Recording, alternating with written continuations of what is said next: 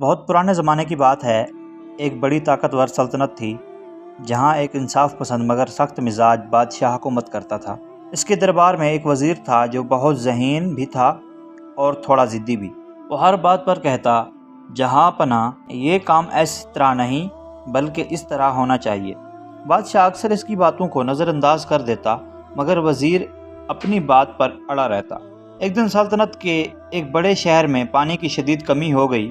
لوگ پریشان تھے، فصلیں سوکھ رہی تھی۔ بادشاہ نے فوراً دربار بلایا اور حکم دیا، اس مسئلے کا کوئی حل نکالو۔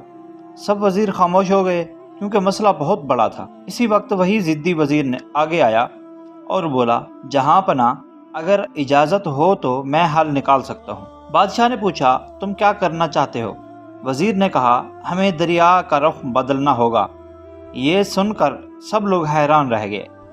کچھ نے کہا یہ ناممکن ہے، کچھ نے کہا بہت خطرناک ہے، مگر وزیر اپنی بات پر قائم رہا۔ بادشاہ نے سوچ کر کہا، اگر تم ناکام ہوئے تو سزا ملے گی۔ وزیر نے ہمت سے جواب دیا، میں تیار ہوں۔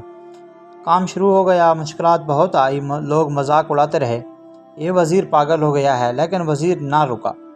وہ دن رات محنت کرتا رہا۔ آخر کار ایک دن بڑا معجزہ ہو گیا، دریا کا رخ بدل گیا اور خشک شہر میں پانی آ گیا۔ پورا شہر خوشی سے بھر گیا۔ بادشاہ نے وزیر سے پوچھا، تمہیں کیسے یقین تھا کہ یہ ہو جائے گا؟ وزیر نے مسکرا کر کہا، جہاں پناہ میری ضد صرف ضد نہیں تھی، یہ یقین تھا۔ اگر انسان ڈر جائے تو وہ سوچنا چھوڑ دیتا ہے اور اگر سوچنا چھوڑ دے تو وہ ہار جاتا ہے۔ بادشاہ خاموش ہو گیا اور پھر اس نے کہا، آج مجھے سمجھ آ گئی ہے، ہر ضد بری نہیں ہوتی اگر وہ صحیح مقصد کے لیے ہو۔